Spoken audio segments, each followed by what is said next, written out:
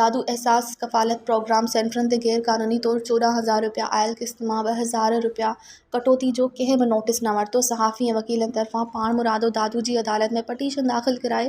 कुछ ॾींहं पहिरियां एहसास कफ़ालत प्रोग्राम सेंटर दादू में कवरेज लायल सहाफ़ी अकील लाखो एडवोकेट मोहम्मद असद शहानी दादू जी अदालत में अवामी शिकायतुनि ते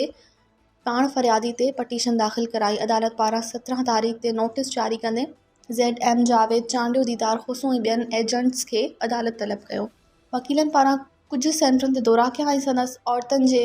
शिकायतुनि ते दादू जे समाजी एडवोकेट ग़ुलाम नबी लाशारी पाण मुरादो फ़रियादी थी वाही पांदी में सेंटर ते गैर क़ानूनी तौर 2,000 खां 3,000 रुपया कटौती कई पई वञे, जंहिंखां पोइ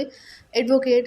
ग़ुलाम नबी लाशारी तरफ़ां Ehsaas Kafalat centre ZM Javed Chandio, device holder Zubair Jamali, Niaz Rustamani, Qurban Lashari, Ghaffar Brahmani, नूर मोहम्मद लाशारी समेत ॿियनि केतिरनि ई एजेंट्स ते दादू जी अदालत में पटीशन दाख़िल कराए वई। अदालत पारां 21 तारीख़ ZM जावेद चांडियो ऐं 12 एजेंट्स खे नोटिस जारी कंदे अदालत तलब करे वरितो। मज़ीद ख़बरनि ऐं तफ़सीलात लाइ विज़िट कयो असांजी वेबसाइट www.awamiNewsHD.com ऐं ॾिसंदा रहो अवामी न्यूज़ HD।